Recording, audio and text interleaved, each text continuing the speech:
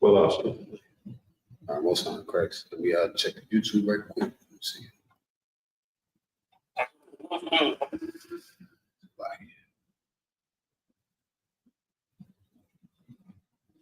Shalom, Israel. Bear with me. Bear with me 1 second.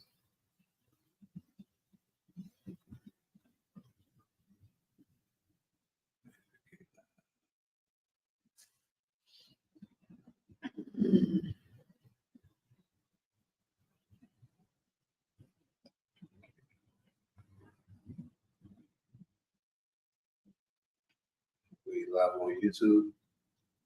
Come.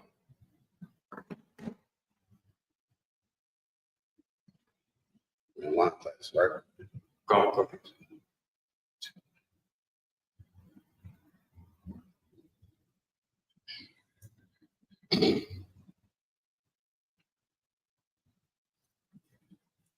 good.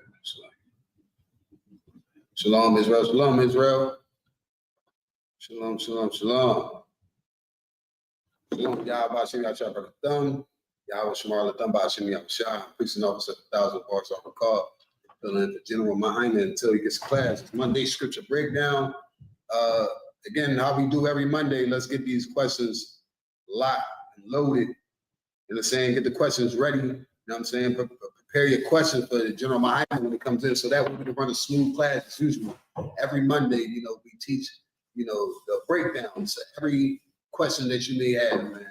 You know what I'm saying? According to the Bible and its proper breakdowns and in the proper direction where you need to go when it comes to, practicing the righteousness. You know what I'm saying? This whole practical knowledge. You know what I'm saying? Again, with the Israelite School of Universal Practical Knowledge, started out of 1 West 125th Street, all in New York, under Commander General YAHANNA. We've been teaching Blacks, Latinos, Native Americans since 1969 that they're the true biblical Jews according to the Bible. You know what I'm saying? Blacks, Latinos, and Native Americans make up one nation. You understand? According to the Bible. And history proves that, the nation that's not desired today are related, and also was the nation that was in the Bible that was particularly chosen, to be God's, people, preferred people. You understand? Blacks, Latinos, and Native Americans, you are the preferred. You are the chosen. You are the holy.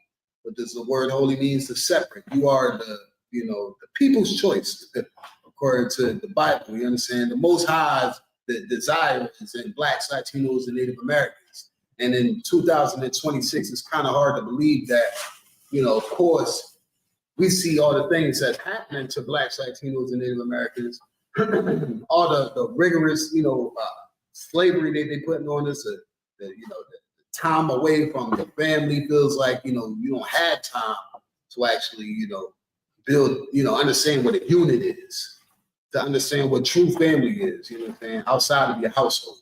You know what I'm saying? With that being said, outside of your household, you have a whole, history, you know what I'm saying, a lineage, should I say, you know what I'm saying, a bloodline.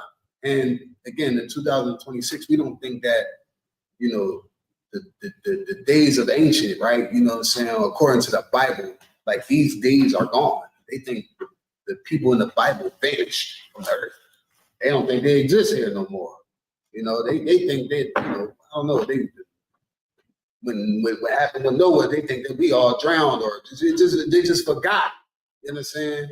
But there are people who consider themselves God's chosen people today. Do we know who they are according to the Bible? Do we know who they are according to the Bible? You know what I'm saying? Like, there are a nation, a nation of people who consider themselves God's chosen people. We have an idea of who we speak of. I give you, go ahead, son. I think you know something. Now, let's go, son. Let's hear it. Go ahead.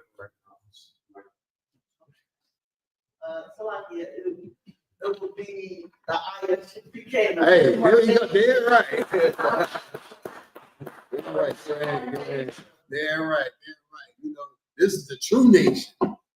We are God's chosen people, blacks, Latinos, and Native Americans, man. And according to the Bible, that's what the Lord established to have the law, you know what I'm saying, to have the rulership, you know what I'm saying, to be again the shadow, the representation of the Most High. Because today it's a series of you got religions, all different type of philosophies and things that just it confuses the majority of people, especially blacks, Latinos, Native Americans. Good night. We believe in everything else except for God and the Most High. You know what I'm saying? The Christians believe that they believe in the Bible. Everybody like to speak about of the Bible, but they don't necessarily follow it. You know what I'm saying? In order to be able to, see these, understand these dark secrets and these metaphors and the things that are hidden. You know what I'm saying? Because technically they're hidden from the outside nations, meaning everybody else outside of Israel. But the people who claim to be God's chosen people outside of the I.S.U.P.K, right, are the people who run the world. They run the banks, they run the money, the financial system. That's the power of the world. The money. Money is the oppressor's God. And who rules the money? Who oversees the financial banking system? Who oversees, America's budget? Who oversees, the trades? You know what I'm saying? We still got to have the money to trade with other countries and, be able to get resources and things that we need, to rotate the system here in America. But all that is operated by people who are backed up behind the money. The people who run the world, their faces are on the dollar. You understand? And the richest of them all, who we know, today, are the so-called, not the I.S.U.K, we know we didn't hear it, but them so-called Jews, them Judaisms, and everything that has to do with the false narrative of God's chosen people. Those people, call themselves God's chosen people. We never looked at it like, oh, okay, you're God's chosen people. Nobody ever said that. They were always the ones who claimed that. You know what I'm saying? So outside of, us being the biblical identity, the relative identity, meaning relative to today, like how we say Christ is identified as a black man. Matter of fact, I'm gonna get that real quick because that is just so. That right there is the most important thing to every black, Latino, Native American man, woman, and child. You understand? People like to say, "Hey, color don't mean nothing. Color don't mean." I don't understand how we saying color don't mean anything. But then why do we do certain things when it comes to characters and identifying them? They don't say color matters when it comes to who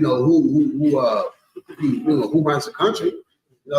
They tried to push Barack Obama in office because they wanted us to think because he was brown, he was down. Barack Obama wasn't even of the people of the Bible. You know what I'm saying? Not described as the people of the Bible. They say color don't matter, but color is in the Bible. And this is another lie that they like to push to try to, navigate us somewhere else. If you don't think that color is important, then you're not going to think what? The identity of the people are important. They'll say, oh, everybody, Africans, they love to associate themselves with being black. The East Indians, I never know till a couple of weeks ago that, them East Indians and Punjabs, 7-Elevens, they call themselves sand niggas. I ain't never heard that in my life. You understand? Like, I don't know where they get these terms just because they feel as though they're brown, that they're black. You know what I'm saying? And I know the term black means, literally is a color, but we are not classified as a color. The oppressor classifies us as a color, and that being our nation, Black African American. But everybody likes to think that all is kinfolk ain't kinfolk. That's what I was taught. You understand? And there's a lot of people who have a misunderstanding. Again, just because you're brown, that we are the same people. No, that's not true. You understand? But what Christ was described in this Bible as a black man, they'll tell us, oh, color don't mean nothing. Color don't mean nothing. Well, how the hell color don't mean nothing? Color didn't mean nothing. Why is it in the Bible?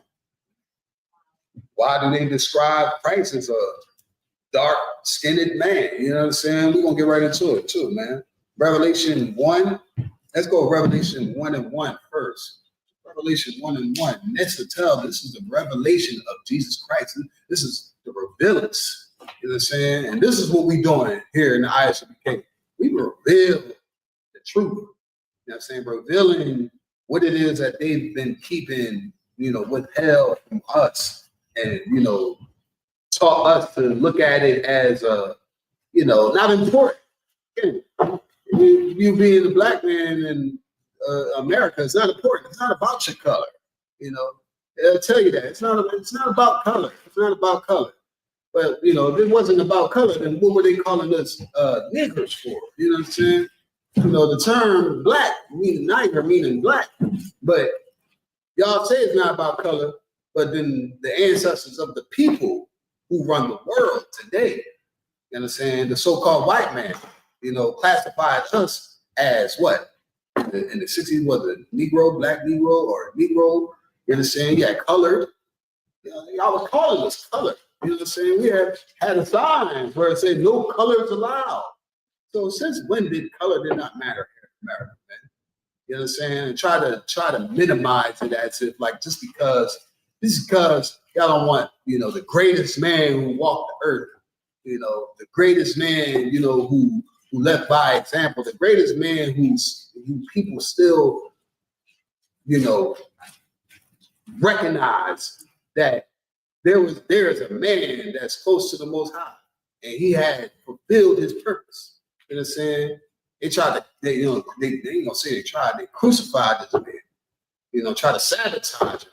You know what I'm saying? Christ was on the run. They had warned him. They was trying to capture this man. It sounded like a black man right there. I ain't gonna say that. You know what I'm saying? You out here, drinking and got the police looking for you. Not because you did anything, because it's the same thing Christ was. Christ didn't do nothing. They had the police looking for him. Christ out here, trying to help his people.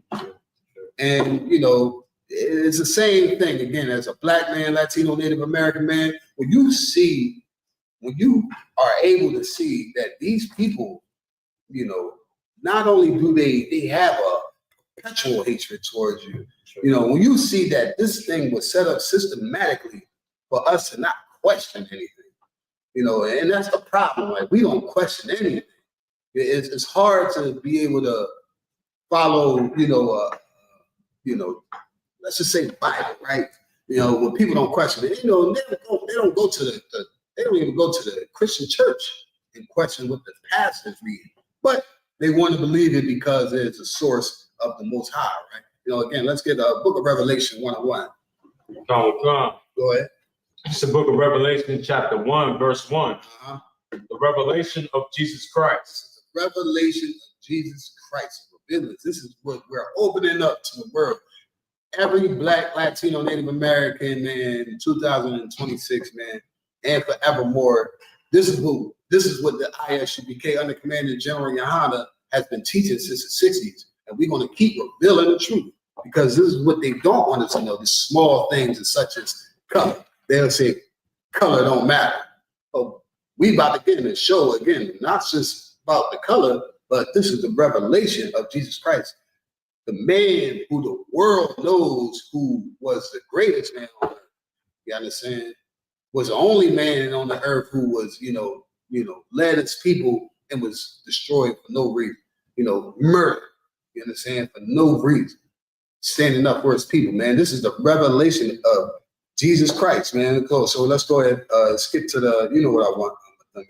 Go, verse 13. Go ahead. And in the midst of the 7 candlesticks, in the midst of the 7 candlesticks, we know these 7 candlesticks was the church is set up in Asia Minor, where Paul seen that this is having a vision. You know what I'm saying? You know, you see 7 buildings. You know what I'm saying? These are the people. These are the churches who govern the people. You know, the churches today, they don't govern the people. They mislead the people. You know what I'm saying? But within this overseeing of the government, you know, what was in the middle of it? It said, what again, Matham? and in the midst of the 7 candlesticks, In the midst of it was in the midst meaning the middle. You know, like you see the seven churches, but in the midst of it, which means inside of it, in the middle. You understand? It's something that's being seen. The crazy part is everybody would say, you know, the Christian churches, they'll say, this is God's house. This is God's house. You know, this is God's house. And how do we know that the Most High is not within the church? How do we know that the Most High is not in the midst of the churches? What is just some examples? SHALAM. For example, one of them is they leave the laws done away with when Christ kept the law. Damn right. Give her a hand. Damn right. You know, they believe outside, you know, outside of the midst. They don't believe what the church actually teaches, what the school provides. You understand? As a school, church meaning the school, they don't believe what Christ taught, saying that, you know, the law is done away with. How can you say that next to Christ? You know what I'm saying? In the midst of Christ, you're going to say the law is done away with?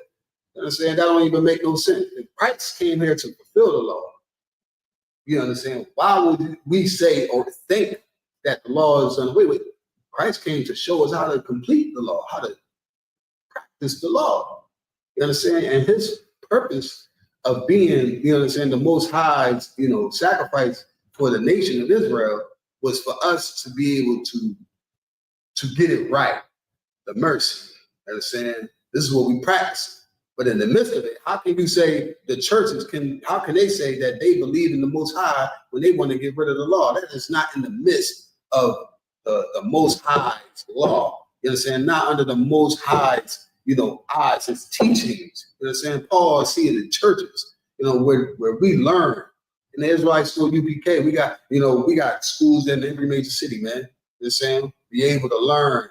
We have priests to teach. You know, things are set up for the people. The Most High is in the midst of the I.S.U.P.K. and of the schools in the I.S.U.P.K. Because why? We don't teach that the law is done away with. You understand? We teach the laws of the Most High. You understand? So again, we read right now that again, Christ is in the midst of this right here. The law. Go ahead.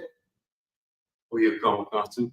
Yeah, what you bring out to 7 servants, precept, and it's also showing how like Christ is on over these 7 churches.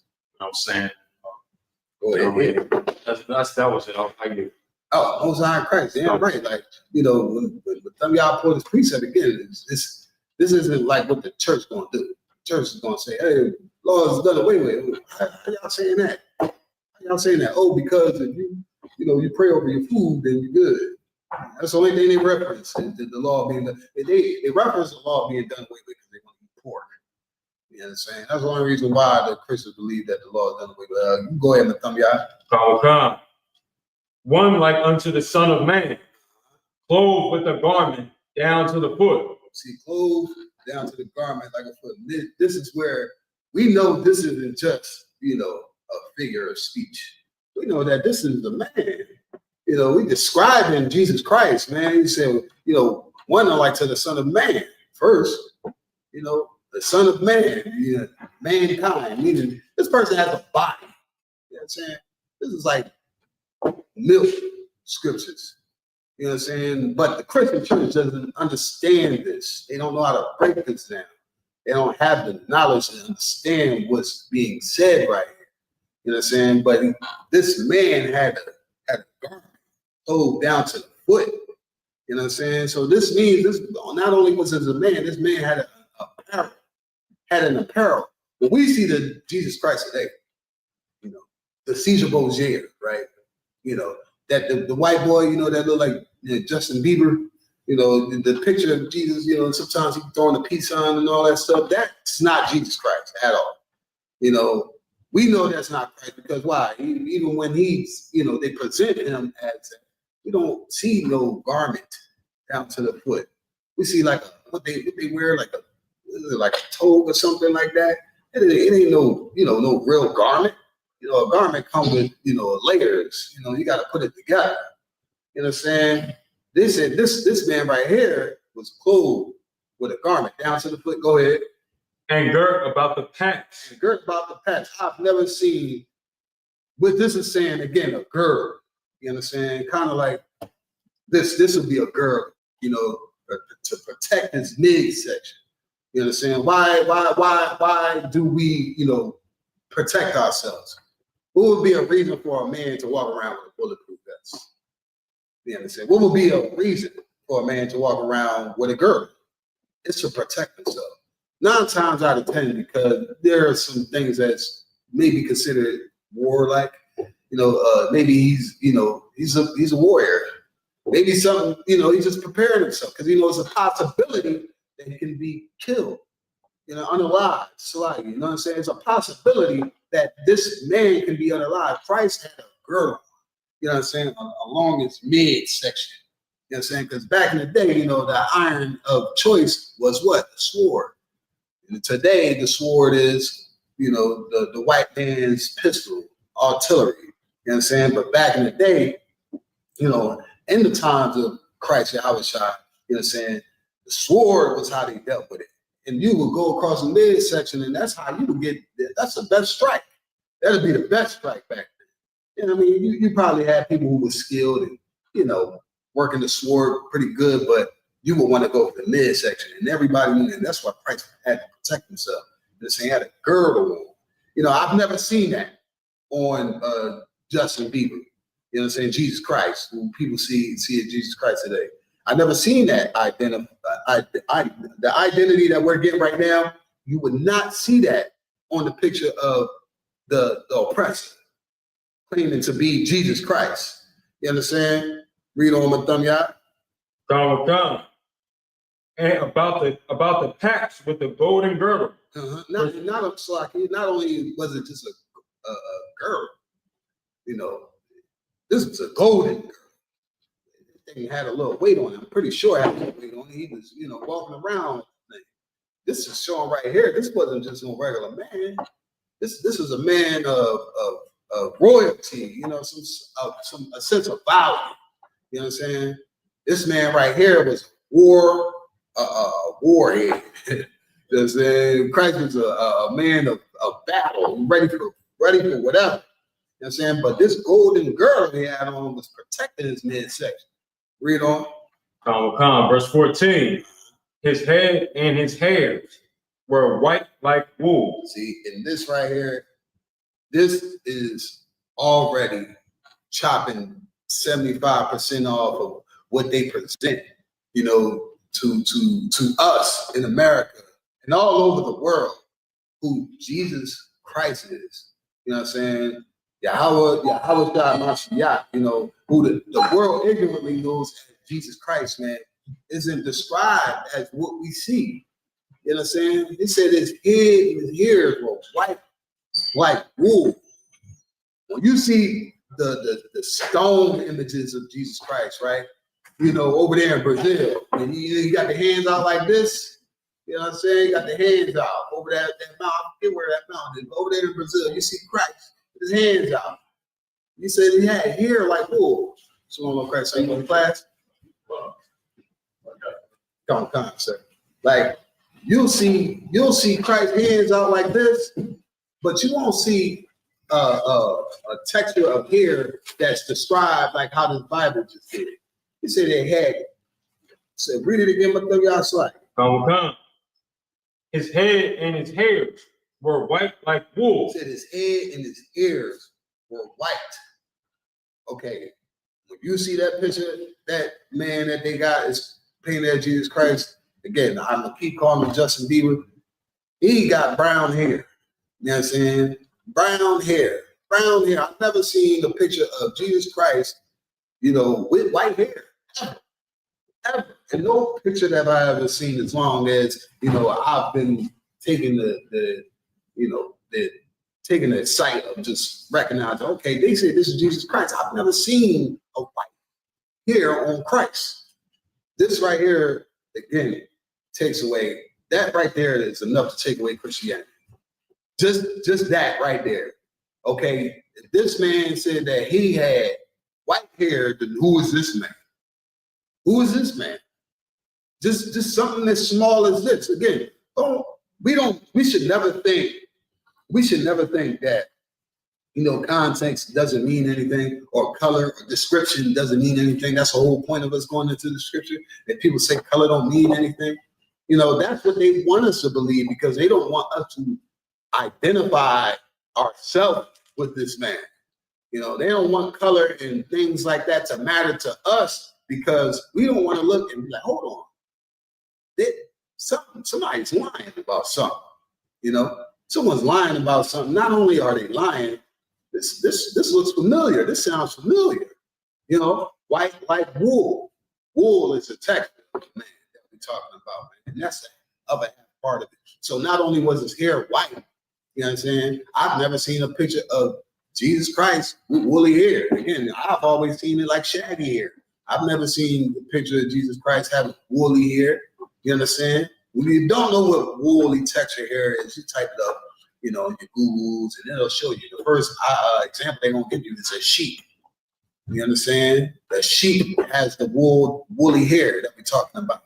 So if anybody who doesn't know and still wants to argue about color doesn't matter, and identification and description doesn't matter, then you're basically saying that Revelation 1 and 13 don't matter.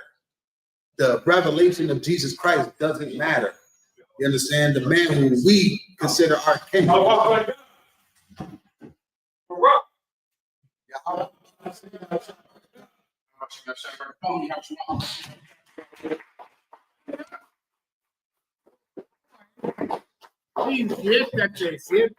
Please have a seat. Un momento. Paciencia, por favor. Tengan paciencia, por favor. Así, por favor, tengan paciencia conmigo.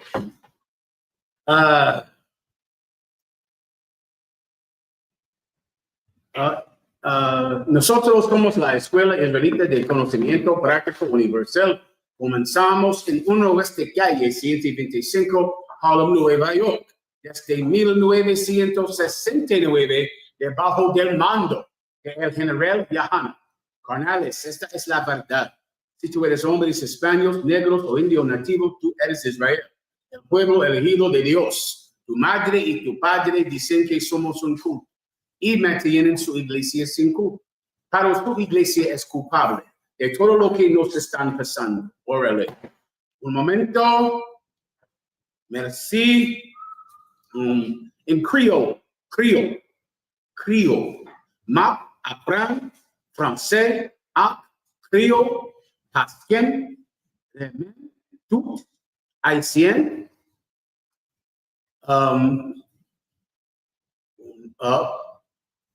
Parler français. Les vrais juifs bibliques sont les noirs, latinos et américains. En portugués, de Brasil, os verdadeiros judeus da Bíblia. One second. This word, I'm going to mess it up. I'm sorry. Negros e guachinos. One more. This is another français. Parler français.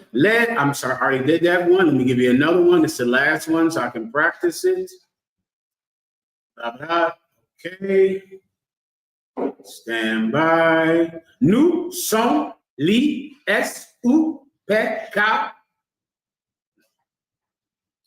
Commencez à West. Savez c'est qui? Harlem, New York, sous la gouvernance du commandant général YAHANNA. L'école israélite du la connaissance universelle pratique. Clap it up, Jesus Christ. Hey, don't send me anything. Do not send me another thing that I'm forced to learn forever because somebody sent it to me. Please. And nobody coming here that speaks any other languages of. That's enough languages we have in here. That's enough. Is there anything else? Go with sir.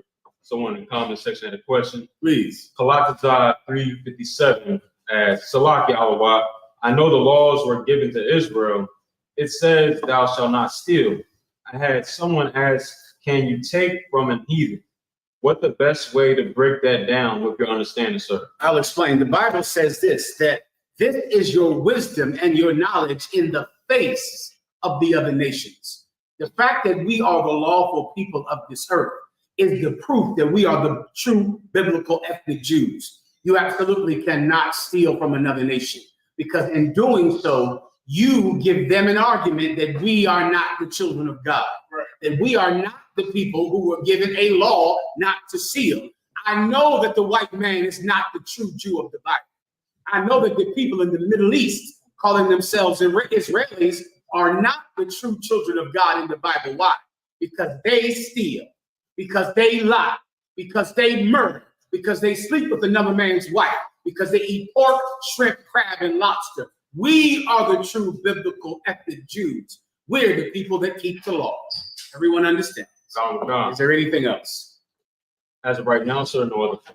Please, okay, let's get it on real fast. Let me give you a few precepts. Get it on for tonight. Oh, Salaki, sir, I got it right here. Salaki. You have a chaser for me, warrior? I appreciate that. No problem. This is from Princess Tamawa. Shalom, Lord in Christ, General Mahayaman, Adawan. I was curious, is there a spiritual factor to someone having vitiligo? The water Adawan for your wisdom. A spiritual factor, it's a curse like many other sicknesses. Vitiligo, for those of you that don't know, that's the disease, the biblical disease, gracias, the biblical disease that parts of your skin or your scalp begin to turn white, or blonde hair begins to grow out of your head. Vitiligo is what the Bible calls leprosy, all right? It's a curse. Just like many other diseases are curses, cerebral palsy, diabetes, cancer. There are 1,000 things that are curses from God, and because of it, you need God's help to be delivered from those curses. So that's the spiritual aspect, but it's the spiritual aspect for the COVID-19 virus or many other things that plague people.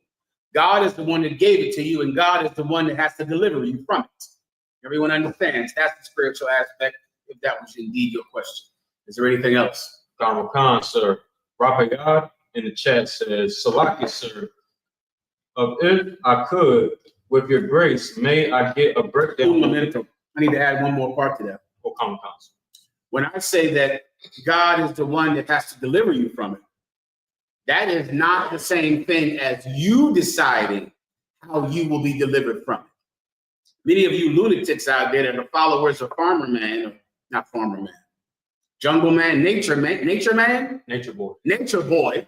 You're followers of Nature Boy and some lunatic nut who you found on the internet because you're a broken child raised by broken parents. And so now you're a victim to whoever has a blog or an internet site. And so now you don't believe in taking medication. And in your mind, that's God healing you. That's you deciding how you will be healed, and you're refusing to be healed in another way. That's not you. That's not God. If you say, I'm not taking medication, then you are deciding that God is not allowed to heal you through medication. That's you choosing. It's not God choosing it. Who knows how God will decide to heal you? God might send you to the doctor. Can you imagine there's a little girl right now that is getting straight A's in school, and her mother and father never graduated high school, and she's fighting, going to school every day, suffering, getting bullied at school. She keeps going to school. She's getting straight A's. She goes to college. She finds a way to work and get student loans and mortgages her future because she wants to get a student loan so she can go to college today. Also, she can go to med school, become a doctor, and heal your disease, the one you have right now. Heal your sickle cell. Heal your HIV that you were born with. Heal your cancer. That's not God doing that. God didn't inspire that little girl to go to school. God didn't have her fight through her traumas through childhood so that she could go to school and create the healing, create the cure for the disease that you have. See, if you don't take medication, you're deciding that God is not allowed to send that girl to school. That's not what you only want the disease that comes from eating cucumbers and plantains and rubbing sage on your cancer, because you're deciding how you're going to be healed. That means you're doing it and you're going to die. Because if you're cursed from God, if you have an illness, He is the only one that can deliver you from it. Everyone understands? I pray. Is there anything else? Robbie out in the chat, sir, says, Salaki, sir, if I could, with your grace, may I get a breakdown on Leviticus chapter 10, verses 16 through 20, specifically on why was Moses angry and what did Aaron say to fix the situation? Absolutely. Whenever you're ready. So this is the book of Leviticus chapter 10, verse 16. And Moses diligently sought the goat of the sin offering, and behold, it was burnt. And he was angry with Eleazar and Ithamar, the sons of Aaron, which were left alive, saying, Wherefore have ye not eaten the sin offering in the holy place? Seeing I'm missing something now. I'm sorry, where are we at right now? So this is Leviticus And chapter, what was it? Leviticus what? chapter 10, sir, verses 16 through 20. Leviticus chapter 10. Second.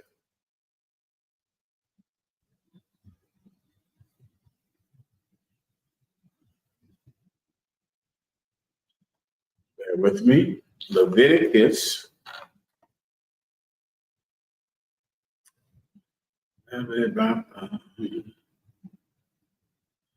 Okay, Leviticus chapter 10, verse 20, correct? Verses 16 through 20. Let me just, it's not jogging my memory, so let me just read it directly, all right?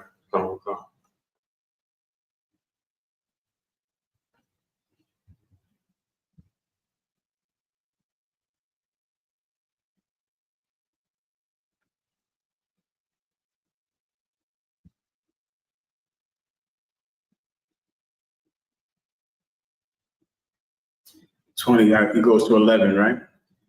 You get verse 10 and 11. Leviticus 10, verse 16 through 20.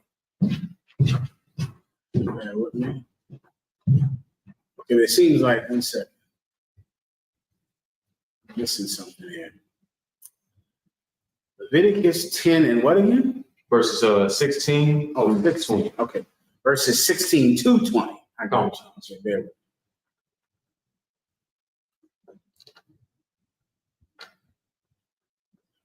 me.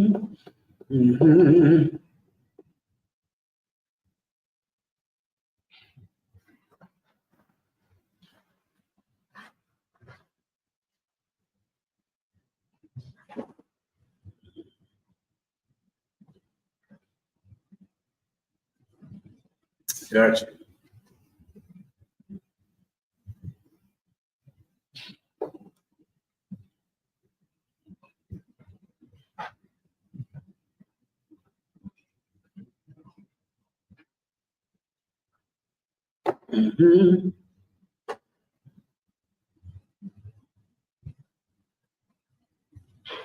Gotcha. 16, bear with me. Missing some context farther up. Where does it start at? It might start at 12. Sir. I can start at verse 12. Go ahead. This is the book of Leviticus, chapter 10, verse 12. And Moses spake unto Aaron, and unto Eleazar, and unto Ithamar, his sons that were left, take the meat offering that remaineth of the offerings of the Lord made by fire, and eat it without leaven beside the altar, for it is most holy. Verse 13, and ye shall eat it in the holy place, because it is thy due, and thy sons' due, of the sacrifices of the Lord made by fire, for so I am commanded. Verse 14. And the wave I breast, got you. What was this question at? sir, at verse 16. What was this question exactly? Sir. Salaki, sir, if I could, with your grace, may I get a breakdown of Leviticus chapter 10, verses 16 through 20, specifically on why was Moses angry and what did Aaron say to fix the situation? This is why Moses was angry, because Moses, up in 14, Moses gave specific instructions on where this sacrifice was to be eaten, because it was most holy. I think you got to go to 14. Read 14, please. Sir, verse 14. And the wave breast and heave shoulders shall ye eat in a clean place. So this is I believe, a goat sacrifice, and they're told to sacrifice this. They're out in the wilderness with Moses. They have the tabernacle, which is a tent that the Holy of Holies is in, which is a sacred box that we, the Israelites, had at one time to put all of the memorabilia that God made a covenant with us in this box. And we would carry it with us and keep it with us, and then we lost it because of our sin. We kept it in a tent, and we made sacrifices inside of this tent. All right, continue. Thou and thy sons and thy daughters with thee, for they be thy due. So they be thy what? For they be thy due. Meaning you and all of your family, you eat this. And he's telling them exactly what to eat. He's telling them exactly what to eat of these goats, meaning eat the shoulder, eat this piece, eat that piece. So imagine a butcher, which much of the craft of butchery comes from the Bible and from the Levites in the Bible. The apron, the hat, which is what we call a tam today, that chefs wear and butchers wear, that chef's hat. That's our tam that they, French people went into the Bible, saw how we cut up meat, how we divided meat, saw what we wore, and then they began to do the same thing. So he's given specific instructions on what to cut off of this goat and what to eat and where to eat it. That's to the brother's question. Go ahead. Come. And thy sons do. That's their due, meaning that's what they're due of that goat. That's their portion of that goat. Continue. Which are given out of the sacrifices of peace offerings of the children of Israel. Meaning what? Where did this goat come from? These goats come from the people who have given it to us. These people have made a sacrifice. They've given their sacrifices to us, and of that animal, this is your portion to eat. This is your pay. This is your food. Continue. Verse 15. The heave shoulder and the wave breast shall they bring with the offerings made by fire of the fat. Paul said, he that worketh of the altar shall eat of the altar, right? Which is also what tithes is. Tithes is money that you give the priest. These sacrifices are direct meals that you give the priest. Continue. To wave it for a wave offering before the Lord. So now you take it in there and you show the Most High that the people have given you the sacrifice. The people have given it to you. Everyone sees it. The Most High God sees it. The people have done the right thing by taking care of their priests. And then the priests eat their portion. Continue. And it shall be thine. And it's yours. Continue. And thy sons with thee. And your sons also can have it. So you'll die. Your sons will get over. This will be their portion of meat that they're allowed to eat. Everyone understands. Go ahead. By statute forever. This is how it's going to be forever. Continue. As the Lord hath commanded. Continue. Verse 16. And Moses diligently sought the goat of the offering, of the sin offering, and behold, it was burned. So now, after he gave all this order, he looked and he sees that these fools burnt this offering. They did not eat it. They burnt it. He diligently looked for it. And he sees the ashes of it. He says, this is the same goat that I told you to eat. I told you where to eat it. I told you it was most holy. And they didn't do it. They did not do it. They just burnt the goat. Continue. And he was angry with Eleazar and Ithamar, the sons of Aaron, which were left alive. And he was angry with the sons of Aaron, which were left alive, because so many Israelites died in that wilderness. But these were the sons of Aaron who survived. They were alive. And he told them what to do, and they did not do it. They, instead of eating that meat, they burnt it. Continue. Verse 17. Wherefore have ye not eaten the sin offering in the holy place? Read that again.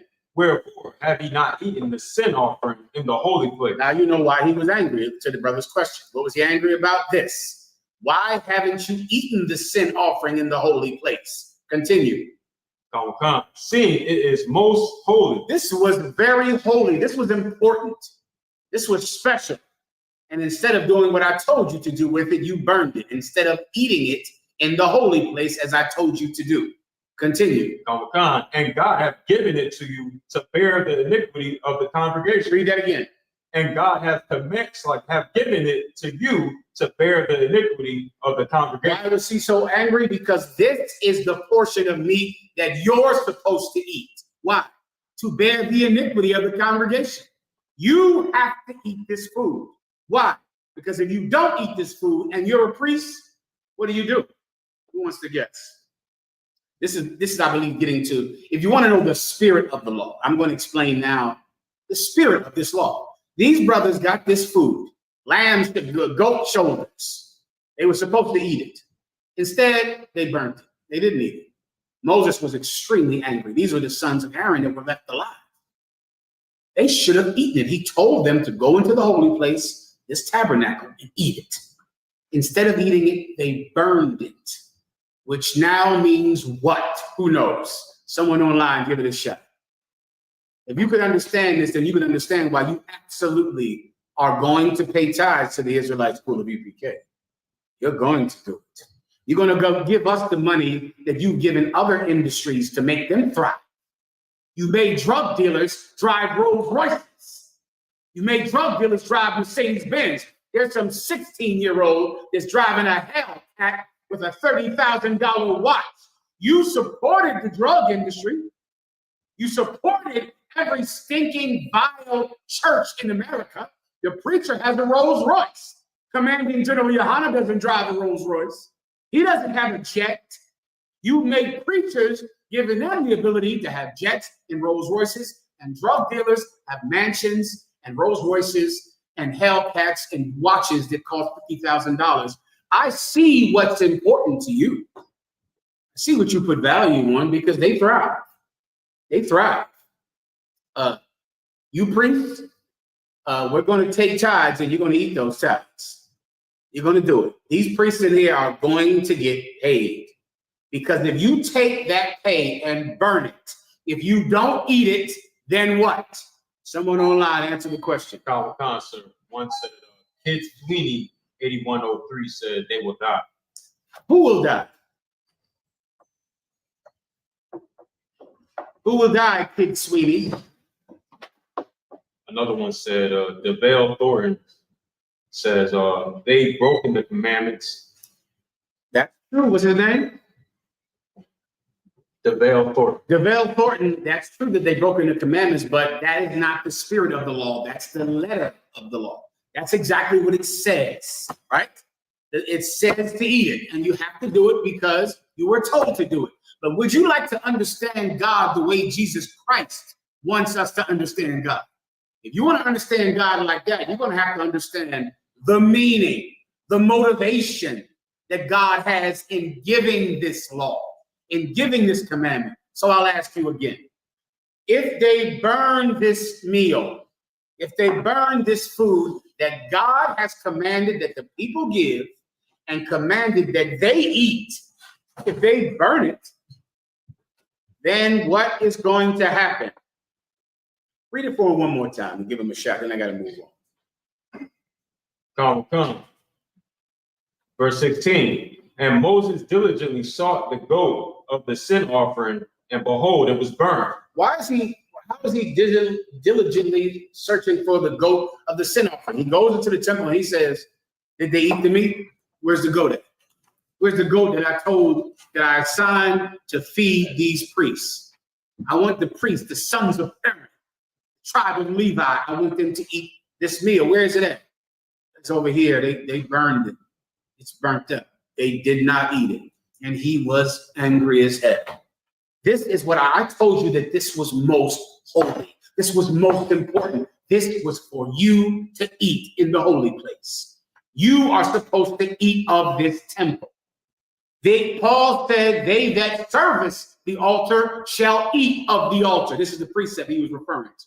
This is why Paul instituted the tithes among the disciples of Christ, among the priests after the order of Melchizedek, because that priesthood supersedes the priesthood of Aaron.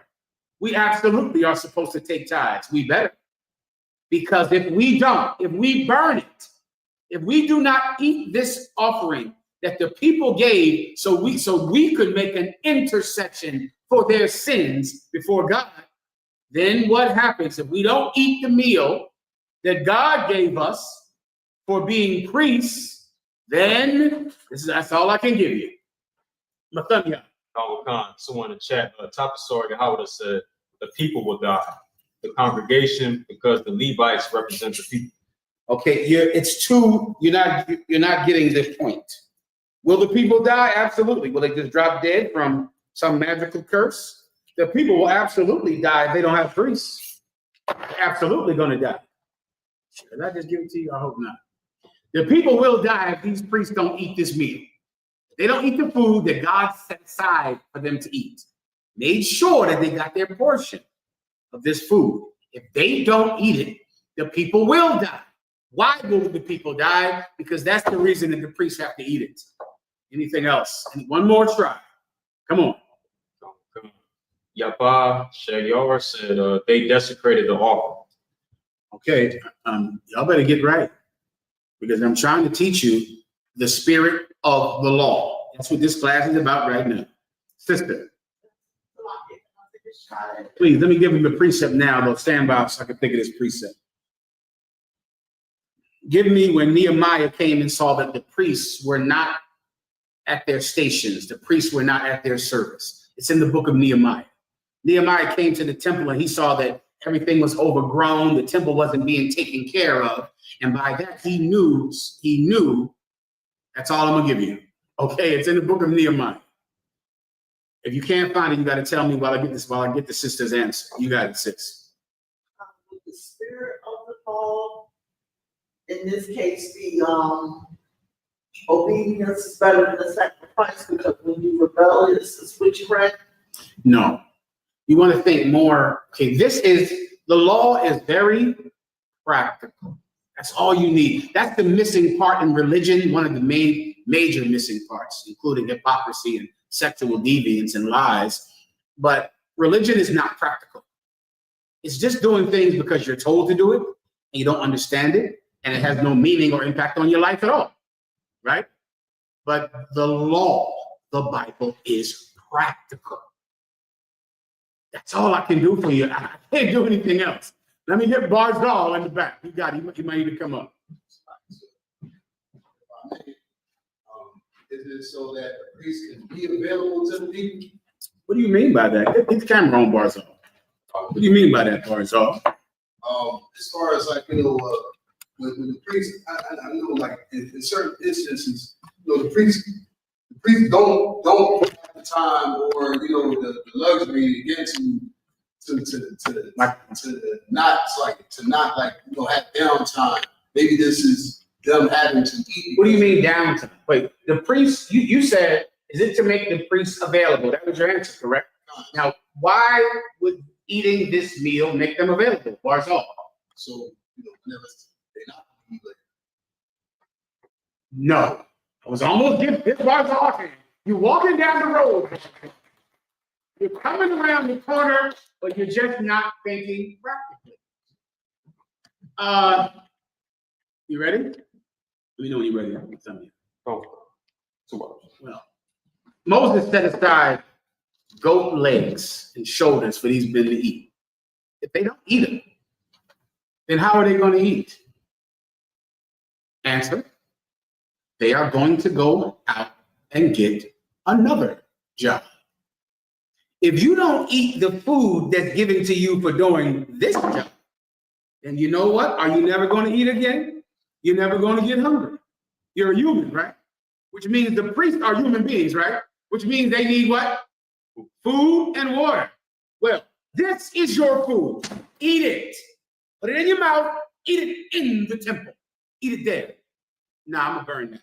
Oh, Well, then now what are you going to eat? You're going to go out and get another job. Were you able to make camp last week, 2 weeks ago? Do you miss some camps? Would you teach more classes? Would you go to camp more? Would you travel? Would you go out to the UK and help Karakia out there? Would you go out to London? Would you go to Jamaica? Would you? Would you go to Trinidad? Would you go? Why aren't you? Why aren't you spreading this word all over the globe? Why aren't you in Portuguese? Why aren't you in Portuguese? Why aren't you over there in Portugal? I mean, in Brazil. Answer. Priest. Answer, Barzal. Well, give me the more direct answer. You're not there because you have to work somewhere. 9 to 5, 5 days a week. On the Sabbath, you're working. What if these people paid tithes and gave you your meat that you are due? Then you would eat here. This is where you would eat. You can't burn this food. You not eat this. Well, then what are you going to eat? Oh, the money you get from being a farmer. The money you get from being a tradesman. The money that Paul had to go out. Paul had to go out and make tents. That's what he had to do until his camps grew. He was a tent maker. Why was Paul making tents? He's the Apostle Paul. Couldn't he have done something more productive with his days? How many people could Paul have taught in the beginning if he wasn't making tents? How many camps? God damn, we got the 7 churches, the 7 candlesticks. How many could we have had if Paul wasn't a tent maker? How many schools could he have raised up? He raised up 7 to Wadiyahu, but goddamn. Christ said, thou shalt not go over all Israel until I return. There's a lot of schools you could build, but you working. You're on a slavery, right? You're on a slavery. You shouldn't be. You should not be. You're on a slavery because people buy more weed than pay tithes. Because people go buy more edibles and gummy bears and dispensaries and vapes than they pay tithes. That's why you're on a slavery. And here you go. You're going to eat this. Don't look for any other food. Here it is right here. We're giving it to you. Now, what would prohibit us from giving it to you? People not giving up their sin offering. The people not giving up their goat. Moses came in and said, where's the goat at? I told everyone to give up. What if they said to Moses, the people didn't give up the goat? I'm going to tell you what happens then. In the Old Testament, the old way, you know what happens if Moses hears that the goat is not here because the people didn't give up the sin offering? Sad day in the wilderness. Everyone understands? Okay. That's the spirit of the law. Can I give you a precept to prove it, of course? Give me the book of Nehemiah. Do you have it yet? Sir. Let me get it for you. So Nehemiah. it's the book of Nehemiah. It's when Nehemiah saw that the priests were not been given their offering. KJV. Didn't say that right. The priests weren't receiving their offerings as described in Nehemiah 13 and 10. Nehemiah 13 and 10. Come on, sir. It's the book of Nehemiah, chapter 13, verse 10. Skip up to 9, maybe. Come on, verse 9. Then I commanded, and they cleansed the chambers, and thither brought Two more verses. So, 2 more verses up, please. come on, sir. Verse 7. And I came to Jerusalem. I came to where? To Jerusalem. I came to where? To Jerusalem. This is when Nehemiah came to reestablish the temple of God. He got permission from the heathen king who God put in power for this purpose, to give an enslaved people permission to go back and rebuild their land. And the king gave us the permission. So now Nehemiah is back in Jerusalem. Continue.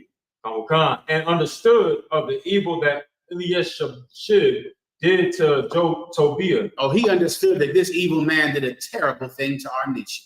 He got it. This is how he understood it.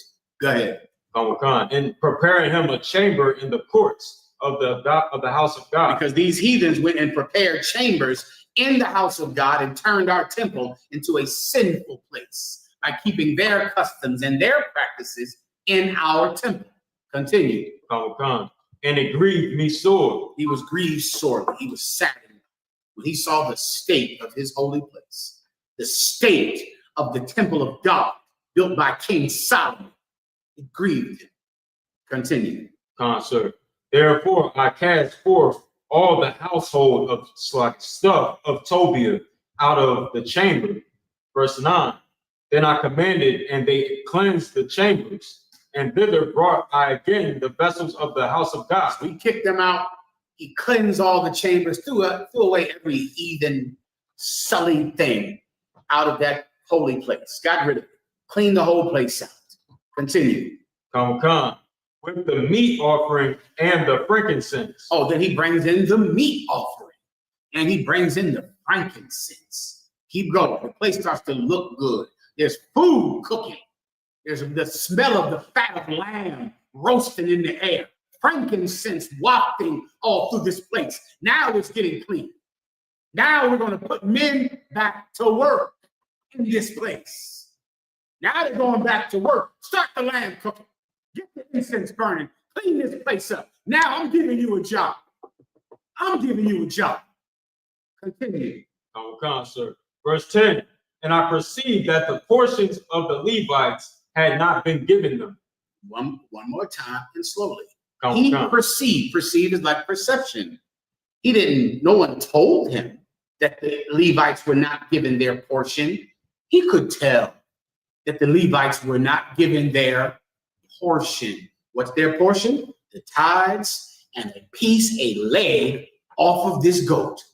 Every priest is getting it. So imagine, 10,000 goats coming to the Levites. Every priest getting his leg. Every last one. This is my leg for my family right here. This is your leg for your family. This is how we eat in here. And because we eat in here, we work in here. Because we eat in here. Continue. Come. And I perceived that the portions of the Levites had not been given them. You could tell. Continue. Come. For the Levites and the singers that did the work were fled every one to his house, his fields. One more again. Start over. Come. That did the work. For the Levites and the singers that did the work were fled every one to his field. Again. Come. For the Levites and the singers that did the work were fled every one to his field.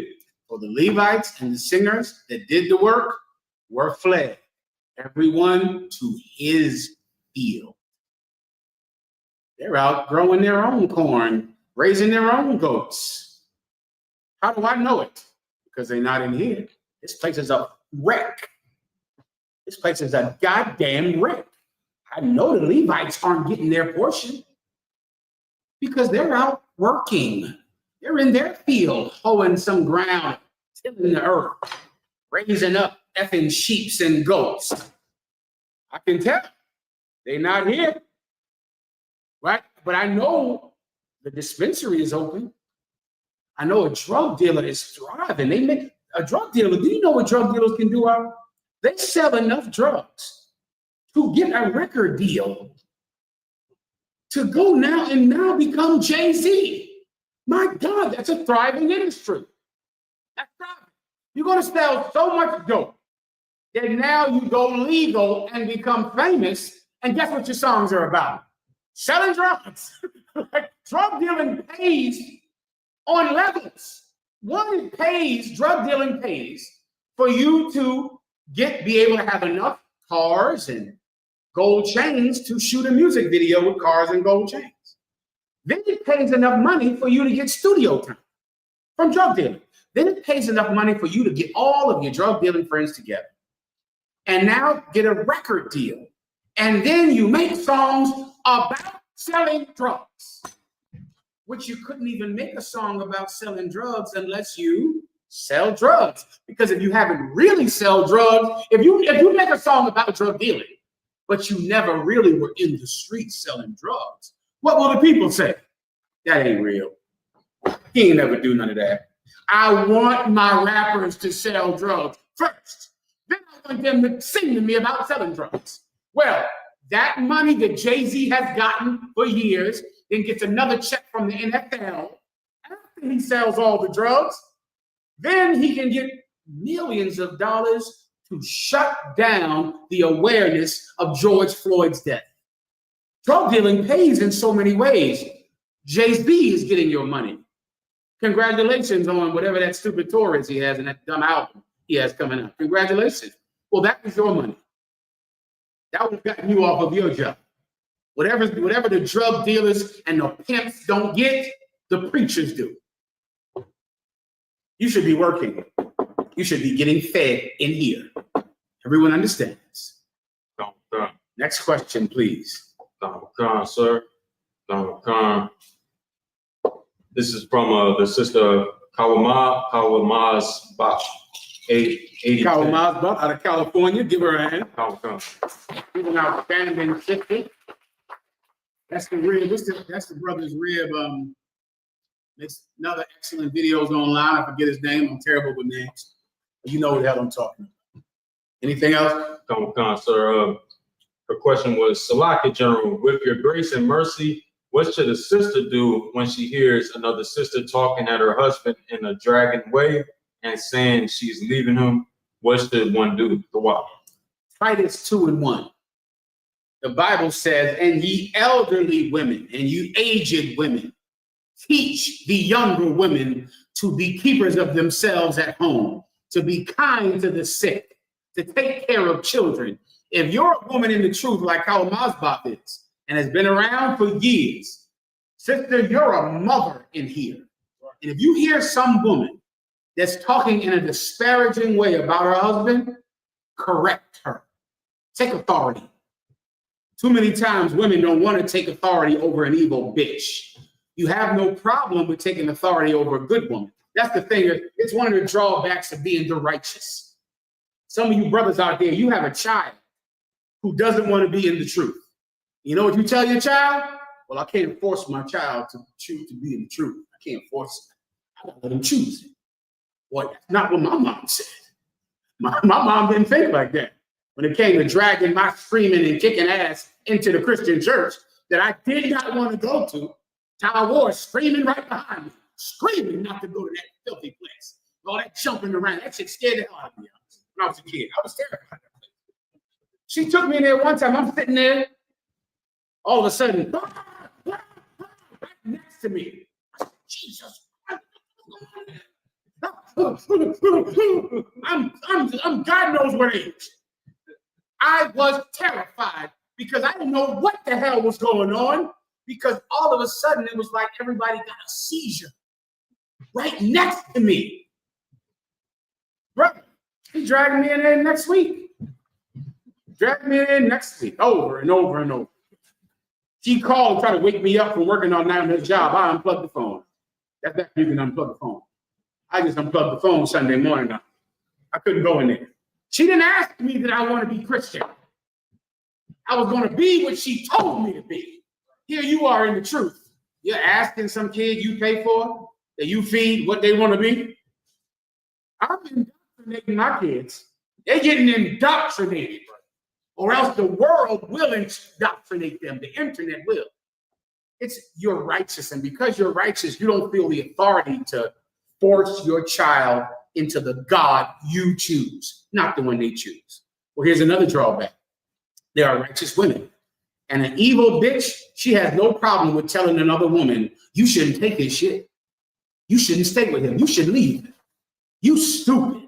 You're dumb. You shouldn't let him do that. She'll never say, well, damn, I should mind my business up.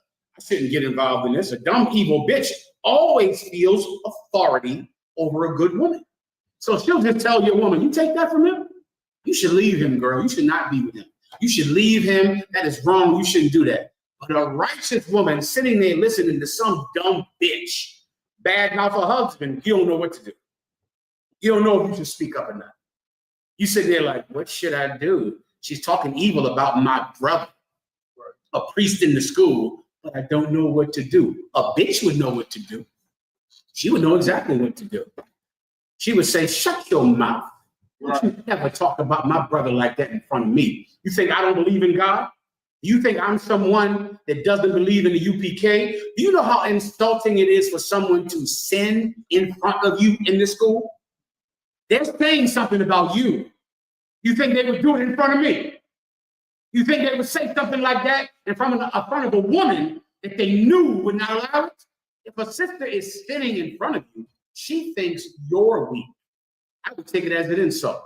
If some brother pulls out a vape in front of you, he thinks you're a bitch. Do you think he will pull that vape out in front of me? Well, why did he pull it out in front of you? Why did he commit that sin right in front of you? Because he thinks you're weak. I would explain to him that I'm not. So I would create a teachable moment. I love those teachable moments where I can give out education to the unlearned and to the stiff-necked. I pray you understand. Eso entiendes. Is there anything else? Come, sir. Shadrach 23. Shadrach out of California again. Give him a hand. Shadrach, hardcore, one west out of Brooklyn, New York, now in California. Go ahead. So like, I misread. It's like Lighthouse. Lighthouse, you're good too. I don't know who the hell you are, but I'm sure you're good. Give him a hand. Remember that Lighthouse? That sounds like a good Hebrew name. Lighthouse, if you ever worthy to become a priest in here or a trooper in here, that's a good name, Lighthouse. All right, go ahead. Sir. General, if I may ask, can I get a breakdown on Genesis 27:40? No problem, Mark. Absolutely.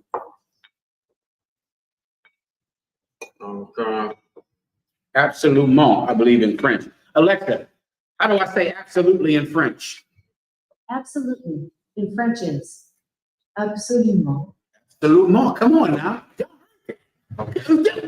my wife that shit just happened. Get him on the phone and tell him what just happened right now. They think I'm dumb as a goddamn rock. They're lying. Anything else? Sir. Genesis chapter 27, verse 40. And by thy sword shalt thou live, and shalt serve thy brother. And it shall come to pass, when thou shalt have the dominion, that thou shalt break his yoke from off thy neck. Yeah. This is the precept for Esau, or the people of Edom, the people you call today the so-called Caucasian race, the white man, right? This is the era of white pride. There's a new renaissance of white pride in America, in Europe. White pride. Well, this is about you, you proud white men. This precept is about you. So let's start from the top, please. Sir. And by thy sword shalt thou live. By thy sword shalt thou live. White people do not make money because of brains or intelligence or being well-spoken or science or engineering. White people make money because they are skillful and gifted killers. Every industry that exists that is thriving is only thriving because of the military fear factor that comes with that industry.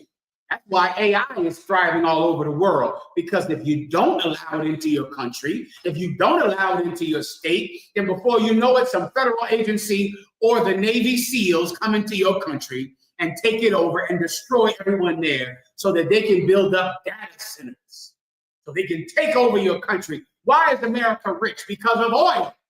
Oil. Why does America control oil? The Marines, the Navy, the Air Force, the CIA. Not because they outsmart the people in Iran. They didn't outsmart anyone. They didn't use their cunning intellect to take over a country. They kill everyone that won't side with them in the negotiation. They sit across the board table. They say, I'll give you 50. Their opponent says, no, I won't take 50. He has a car accident tomorrow. Do you understand? He gets poisoned. He all of a sudden gets some strange illness, or you never hear from him again. The new guy says 50 is a deal. I'll take 50. Thank you, America. God bless America. God bless Donald Trump. That's how America makes money. They kill anyone who doesn't suit them, who doesn't help them in getting rich. Whosoever does not take the mark of the beast, he is not allowed to do trade, to do commerce. That's it. White people, that's your only gift from God. You are not gifted with the land of Israel. You are not gifted being the Semitic people of the earth. You are not the children of Abraham, Isaac, and Jacob. You are blessed to be murderers. That's your gift. Everyone understands. Continue. Gone. And it shall come to pass when thou shalt have the dominion that thou shalt break his yoke from off thy And neck. it shall come to pass that when the white man or Esau has the dominion, when he is in charge, when he is fully in charge, he's going to break the yoke of Jacob off of his neck. Why? Because Jacob received the birthright from God's promise. Jacob and Esau's mother knew that the elder shall serve the younger. She knew that her son Jacob would supersede her elder son Esau. She always knew that because God showed her that. A prophet of God came to her and let her know it was going to happen. And so what Esau is realizing now is his blessing. That's what you're reading about now. This is Esau's blessing. His blessing is he is blessed to kill.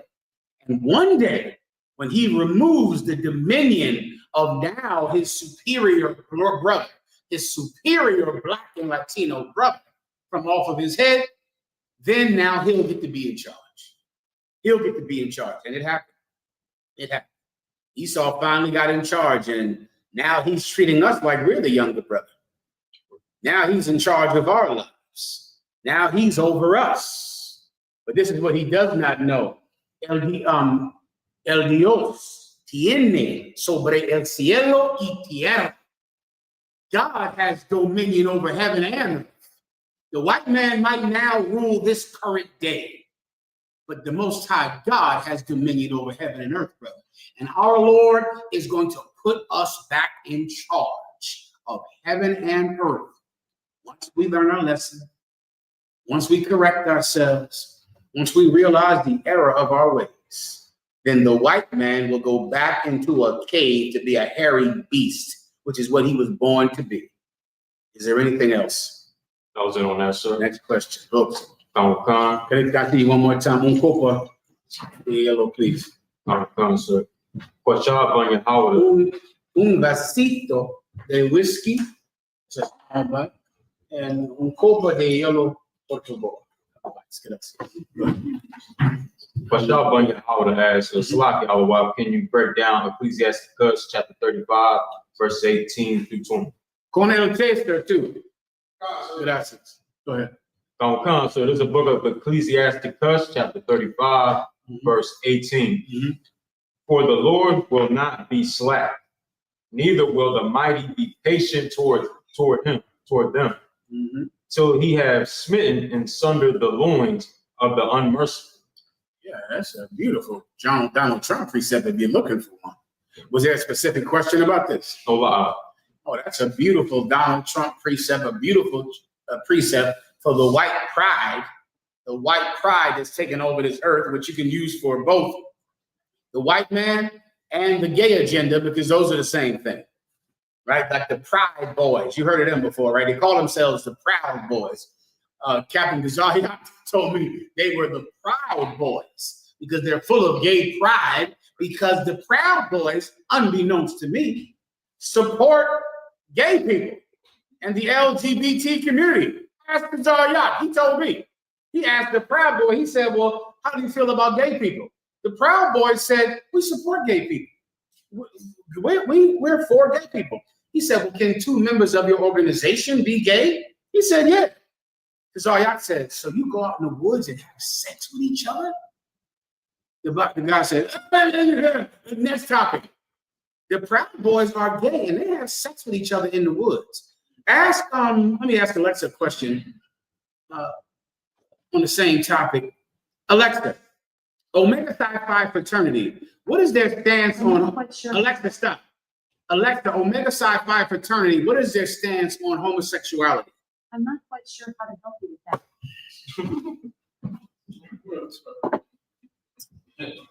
Woo! Alexa, are you sure I'm not married to you? I'm not quite. Yeah, I know. Next. Brothers, go out there and ask. If you know a member, here's a good question. If you might go to a gay, not a gay, if you go to a fraternity or you see fraternity people having their parties, You want to ask them a few questions, make some videos about it, just out of kindness and information. You could ask them, what is their stance on homosexual men joining their organization? They're going to say, well, we don't discriminate against gay people. Then you could say, could people that are gay join your organization? They're going to say yes. Then you say, could they have sex with each other? They're going to say yes. And they're going to say, do gay men have sex with each other at your conventions? Just ask. Because what you're going to find out is that these gay fraternities, these manly gay fraternities, are going off in the hotels and in the woods, having gay orgies along with the Pride Boys. Ask them and then prove me wrong. Let's do an investigative journalism on this. Let's look into this and see if black fraternities allow gay men to meet each other and date each other. 2 members of Kappa Alpha Psi, 2 members of Alpha Phi Alpha, can they meet each other? Being fraternity members, come together and have sex. Just ask, all right? Why am I bringing this up? Because that's what white people are doing. They're doing the same thing. The Pride Boys are doing the same thing fraternities do. Donald Trump's and the MAGA movement are doing the exact same thing. This is a perfect precept for that. Because while they have gay sex in the woods, they're cruel to Latinos. Just recently, this week, 2 Latino brothers were murdered by ICE. This week, 2 of them. These people that are so into law and order and so strict, they go into the woods and they have anal sex with each other and then wash off the sex, put on a mask, and shoot someone's grandfather in California, in Milwaukee, in Pittsburgh, in Chicago, and look at themselves as if they're the righteous, as if they're cleaning up the streets. Well, this is the punishment, the judgment for men like Donald Trump and MAGA and ICE agents. Read it again. Sir.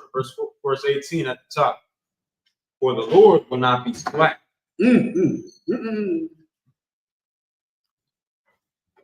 Lord won't be slack. He's not lazy. Oh, he's not. The Lord will not be slack. Go ahead. Neither will the mighty be patient toward them. Let's read that one more time.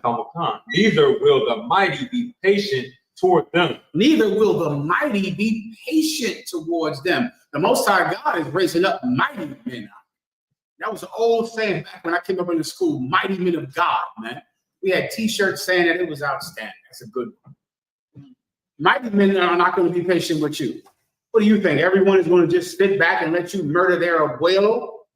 They're not going to do it. They're going to come into the UPK and find the solution to oppression. They're going to find it.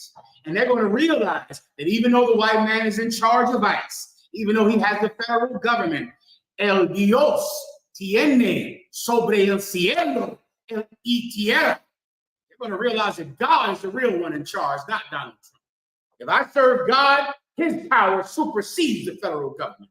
And now God will show me what I have to do to gain control of this world. Then I will decide what judgment is. And I will decide whether or not this little grandmother should die or whether the people that murder nations should finally pay the cost. But I have to change to be in that position. We realize that, and that's what this precept is about. Don't think God is slack. He's going to do it. He's going to make it happen. Go ahead. Till he has smitten in sunder the loins of the unmerciful. Until he has smitten in sunder. Smitten is to hit, and sunder is like in two. You crack someone's head in two. Until he has smitten in sunder the loins. The loins are your midsection all the way down to your crotch. Until he has split in two, smitten in two the loins of the merciless. You had no mercy, you gave no mercy, and you shall receive it.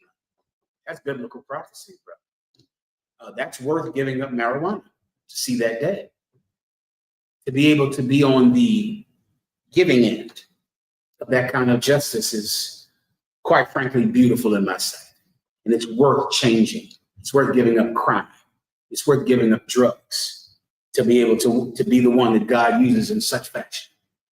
Everyone understands. Is there anything else? I think Tom goes to. That said, pass the class over to Police Officer Barzell.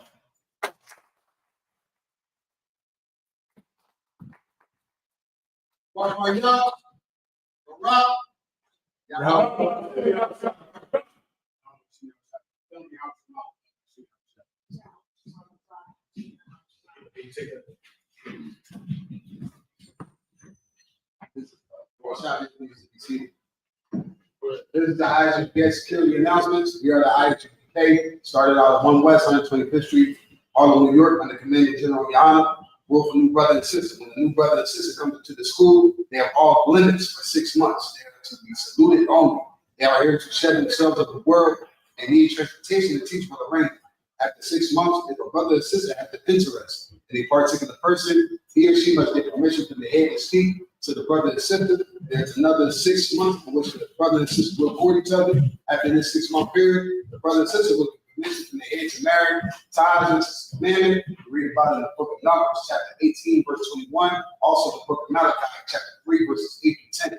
My eyes are going to be 10% in Hebrew, 10% of any penny of any increase the Lord give you. Get to the Treasury Department. We will offer it for the priest, not mandatory. Whatever amount you'd like to give.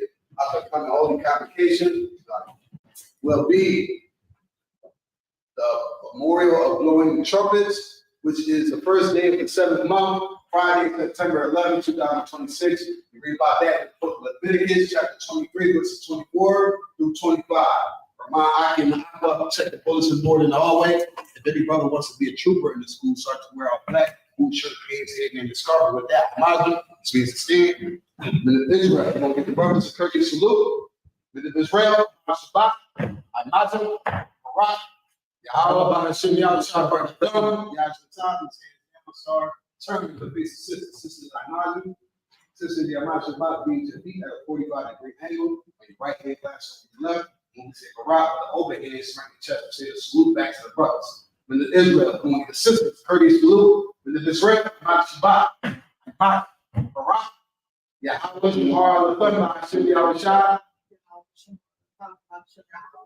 Yahweh, class dismissed.